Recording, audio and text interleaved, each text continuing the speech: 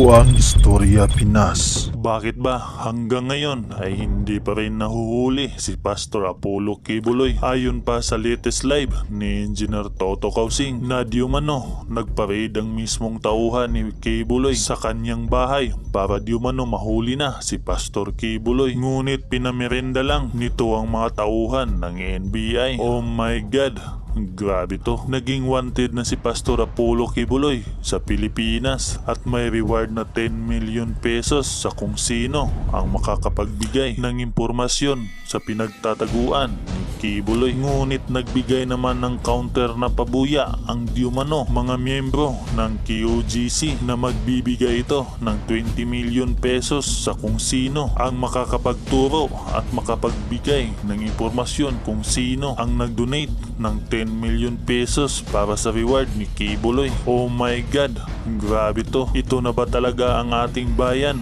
Labanan na ba ito ng pera? Nasaan na ang hustisya na hinihingi ng mga biktima? Mas mabigat pa ba talaga ang kalansing ng pera? Ito ba ang dahilan kung bakit hanggang ngayon ang katulad ni Pastor Apollo Quiboloy at suspended Mayor Alice Guo ay hindi pa rin nahuhuli dahil mayaman sila? Basahin natin ang mga komento ng mga dismayadong netizen kay Quiboloy.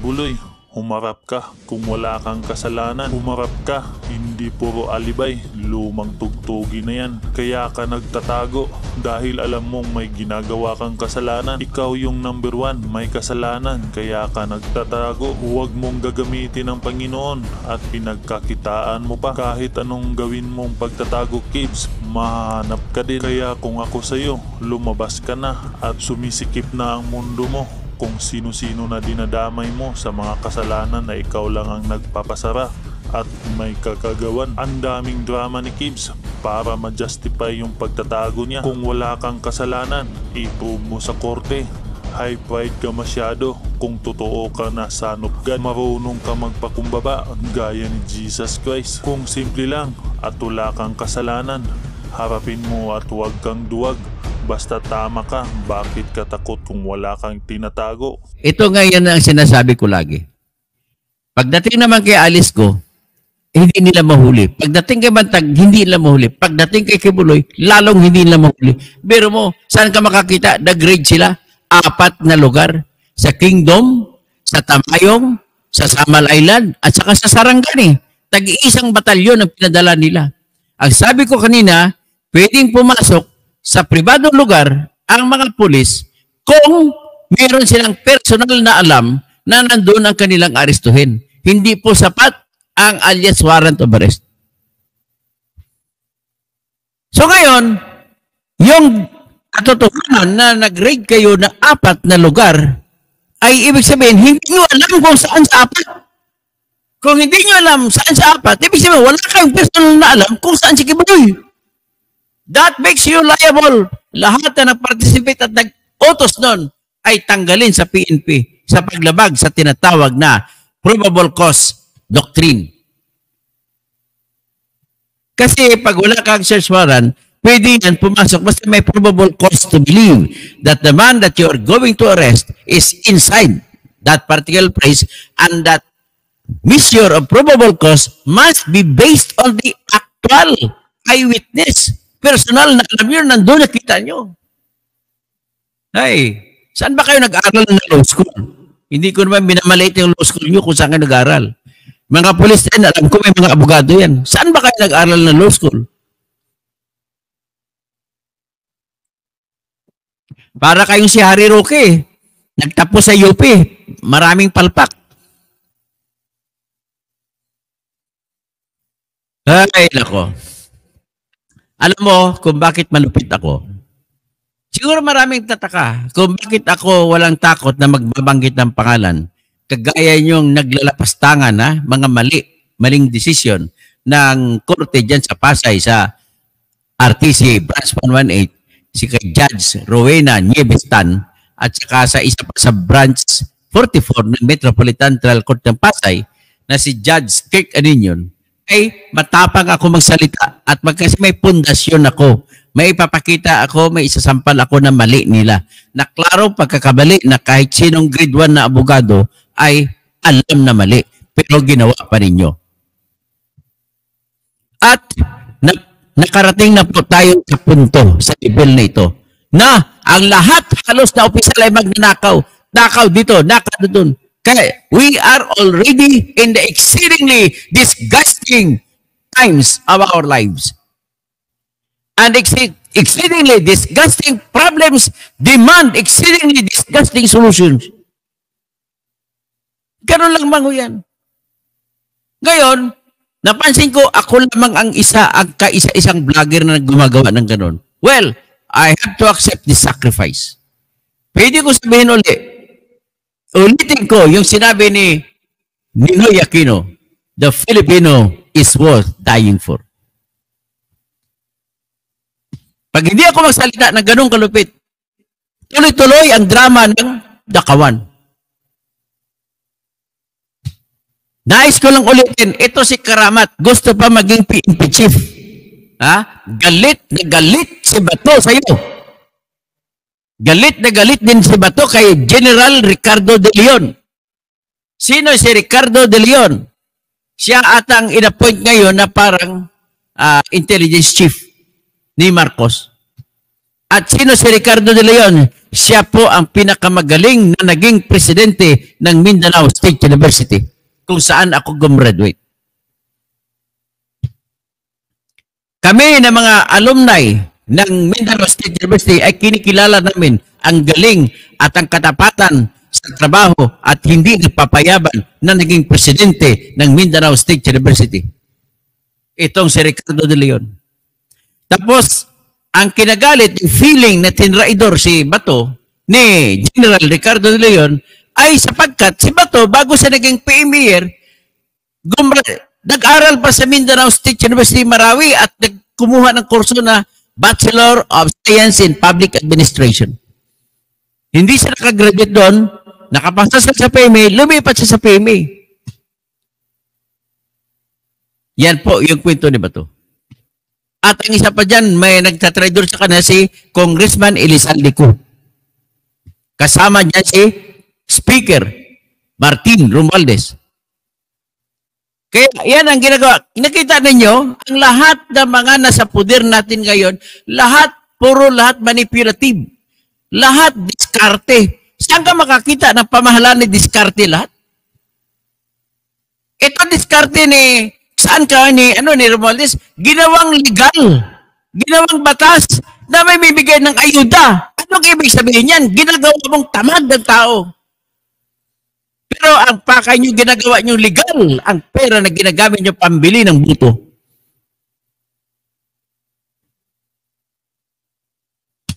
So, ladies and gentlemen,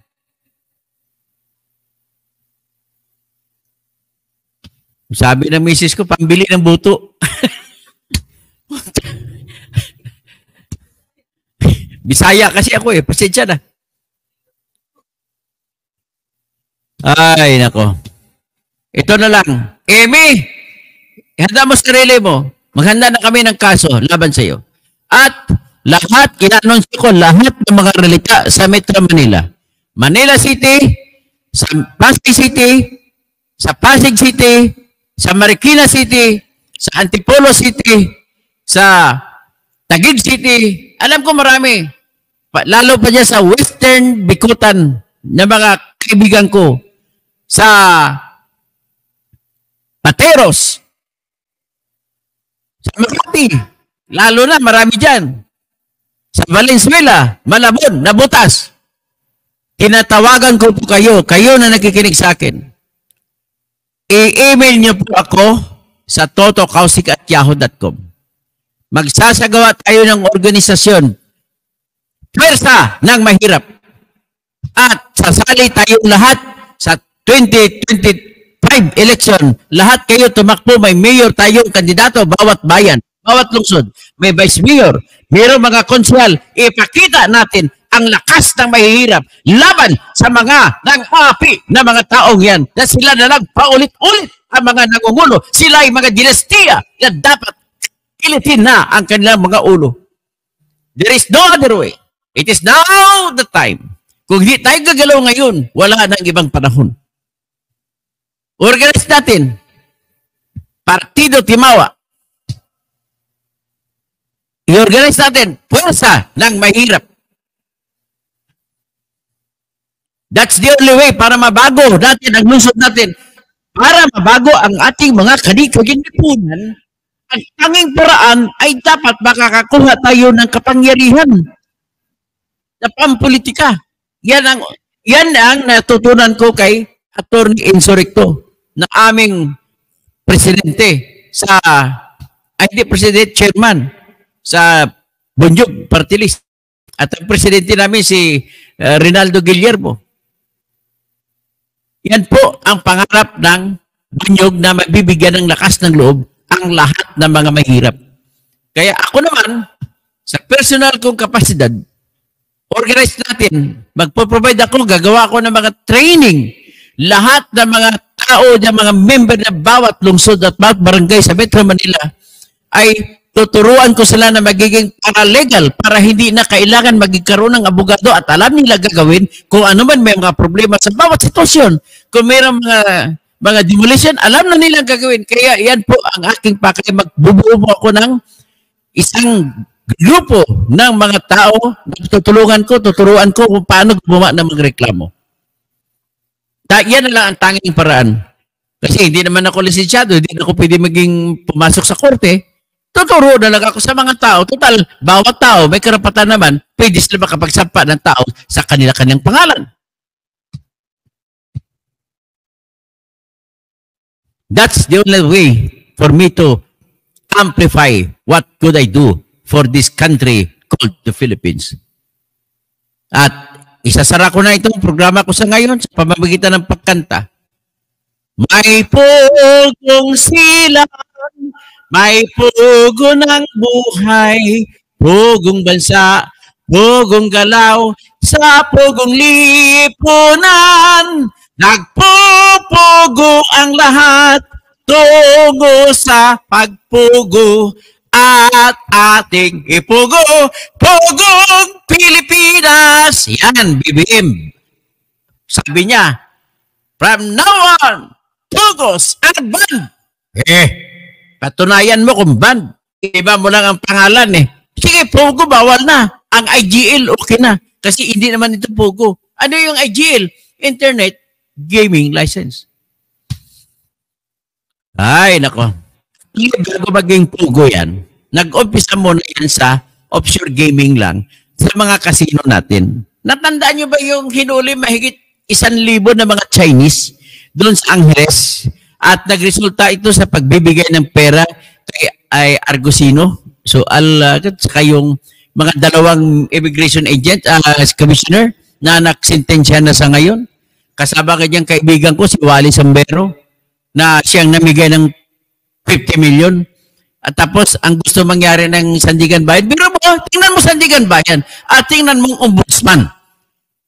Sa kalikutan ng mga utak nila na gustong kumita, anong ginawa nila?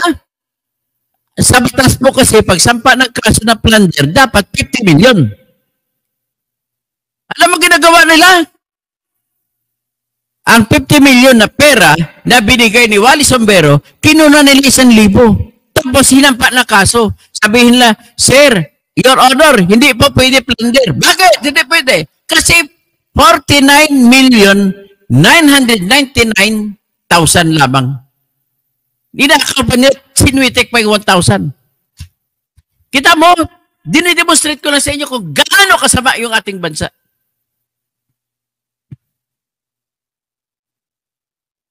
Kaya, ito na lang, magtatawag na lang ako din. Okay.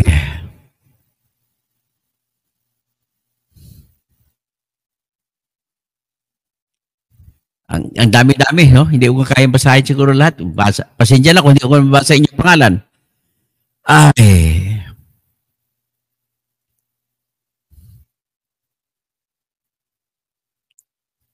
Anyway, no,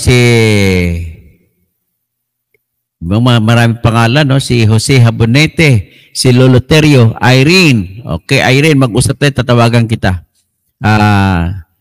Larry Pilutin, Maylin Kisel, Jerry De Asis, Ben Spinida, Esther Ongkinko, nabasa ko na yan ata, si Jose Habonete, si Edith Byong, Mick Koy, katutok, kailan ka dadalo sa Congress hearing? Pag matanggap ko ng imbitasyon, dadalo ko doon.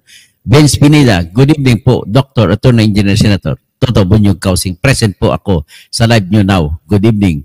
Okay, siya po si Ferdinand Santa Ines, Mary Jane Flores, Shadow Image Vlog, Fernando Dayaw, si Putin, Larry Pilutin, Lira Flores, Lourdes Bali, Romel Ratilla, Richard Villoses, tapos si Jubes Tios, Herminio Hebron, thank you for your membership. Pag mag-member naman kayo sa aking channel para matulungan ako. At isa pa, kung meron kayo sobra, padalhan nyo ako na sticker. Okay? So, siyempre, at humingi ako, mapila ako, natulungan nyo pa ako sa pagtutulong dito sa mga maralita na tagalungsod ng Pasay na wala ng mga bahay. At para lamang kahit pakain man lamang pandagdag kasi binibigyan na sila ng iba na maraming tumutulong pagkain, nagbibigay na rin ng tatlo, mga bigas na susupply ng bigas sa kanila yung simbahan ng Baclaran. So, si Jobs Hughes, Basilia Flores, Castor